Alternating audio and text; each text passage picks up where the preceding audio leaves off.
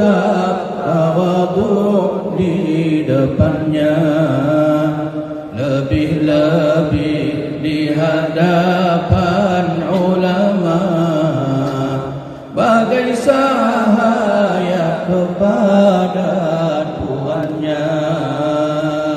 La ilaha illallah, Allah, la ilaha illallah,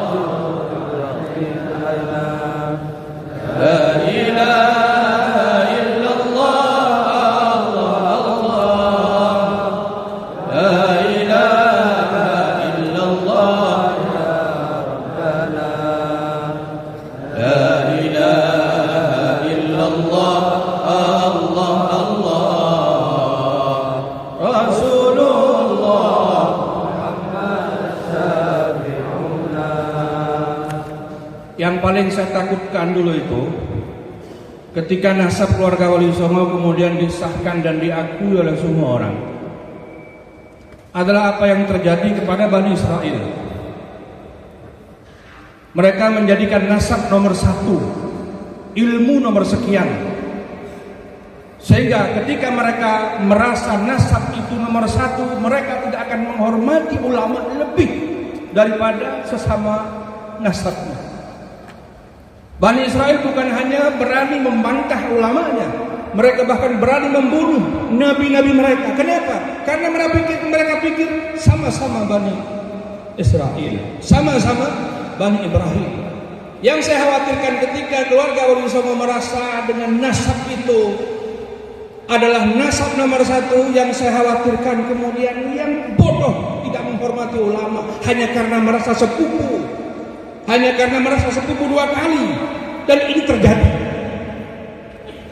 Ini yang sangat saya takutkan. Maka di antara kasihnya di sini, lebih-lebih di hadapan ulama, bagai cahaya kepada tuannya. walaupun sepupu, kalau dia ulama, hormati. Apalagi guru, jangan anggap karena sepupu kemudian biasa-biasa saja. Ini yang saya khawatirkan. Maka kembali kita harus pegang teguh apa yang diajarkan leluhur, ilmu nomor satu, nasab nomor sekian. Bahkan tidak tahu nasabnya tidak apa-apa, ketimbang tahu nasab tapi menjadi sombong. La ilaha illallah, Allah, Allah, la ilaha illallah, la ilaha illallah, Allah, Allah, la ilaha illallah, ya Rabbana, la ilaha illallah, Allah, Allah, Rasulullah Muhammad Syafi'una. Leluhur kita tinggalkan kampungnya ke negeri yang lebih memerlukannya, tinggalkan harta serta martabatnya, mulai hidup baru duh letihnya, penuh harap agar keturunannya mewarisi perjuangan mereka. Leluhur kita datang ke Nusantara ini bukan karena tidak laku di negerinya, bukan karena susah nyari makan di negerinya, bukan cari makan di negeri ini. Mereka sudah punya kehormatan, kemuliaan di negeri mereka. Tinggalkan semua itu demi umat yang lebih memerlukan di Nusantara ini. Mereka berharap apa yang mereka perjuangkan kemudian diwarisi oleh keturunan mereka, oleh kita. Bukan hanya darah saja yang menetes dalam tubuh kita, tapi semangat juang mereka juga harus ada dalam tubuh kita, dalam jiwa kita. La ilaha illallah, Allah, Allah, la ilaha illallah,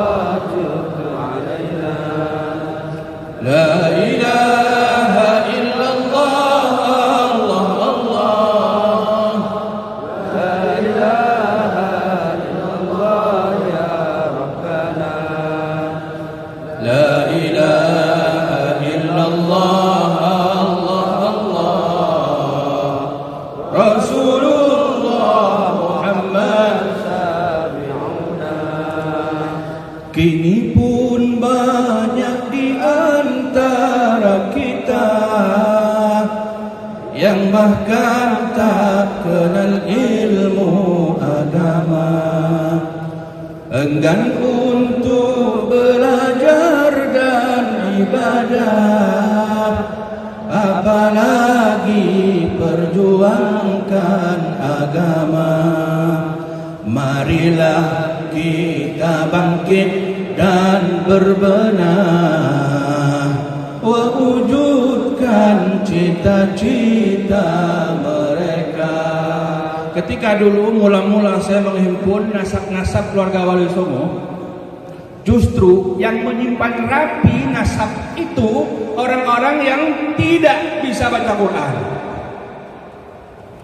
orang-orang yang tidak bisa baca kitab, orang-orang yang jauh dari pesantren. Justru kiai-kiai malah nyembunyiin. Justru kiai-kiai banyak yang membakar nasab, saking takutnya anak-anak mereka menyombongkan nasab. Ini fakta bahwa orang-orang yang punya darah Wali Songo, bahkan menyimpan nasab, catatan nasab Wali Songo, banyak yang bahkan tidak kenal agama. Maka dengan adanya naat ini, berhimpun keluarga Wali Songo, selain tujuannya silaturahim, adalah mari kita berbenah bersama. Yang tidak mengaji, yang belum bisa baca Quran, yang belum mengerti agama, santuni mereka dengan ilmu. Menyantuni mereka dengan ilmu jauh lebih utama daripada menyantuni mereka dengan uang. Ini adalah yang mesti menjadi tujuan utama berhimpunnya keluarga Wali Songo. Maka semoga dengan berdirinya naat hingga hari ini sudah genap 5 tahun, Allah berikan keberkahan. Tentu manusia itu tempat salah, mungkin ada banyak kesalahan di sini di situ. Insya Allah dengan bersama-sama kita akan berbenah sehingga ke depan akan semakin lebih baik. Sehingga insya Allah di bawah naat keluarga Wali Songo bukan hanya sekedar solid sebagai keluarga yang saling silaturahim, tapi juga solid untuk melahirkan para pejuang mewarisi semangat juang Wali Songo. Sedikit lagi ceritanya begini. Ada satu cerita yang saya nggak pernah cerita, tapi di buku terakhir saya ceritakan ini. Pada sekitar tahun 2004 saya bertemu dengan seorang ulama dari Yordan. Beliau itu aslinya dari Palestina, namanya Syekh Sabir bin Muqbil Ar-Rifai. Beliau termasuk waktu itu menunjukkan kartu nama ke saya. Beliau termasuk salah satu pengurus daripada Naqabat Al-Bed di Yordan. Beliau itu bilang begini ke saya waktu itu, setelah kita ngobrol kami diskusi soal nasab Ahlul Bait. Kata beliau, kebangkitan dakwah di dunia ini tidak akan maksimal kecuali ketika semua keturunan Nabi atau mayoritas keturunan Nabi berada di barisan depan para pendakwah. Sehingga ini yang kemudian sering juga menjadi penyemangat saya ketika itu mengumpulkan keluarga Wali Songo. Tujuan saya agar supaya keluarga Wali Songo punya kontribusi yang cukup besar, khususnya di Nusantara di dalam dunia dakwah. Maka sekali lagi, jangan sekali-kali menomorsatukan nasab. Bersyukurlah apabila nasab kalian bersambung pada Wali Songo, tapi itu justru adalah tanggung jawab besar bahwa kalian yang paling berkewajiban untuk melanjutkan perjuangan Wali Songo. Demikian, kurang lebihnya mohon maaf.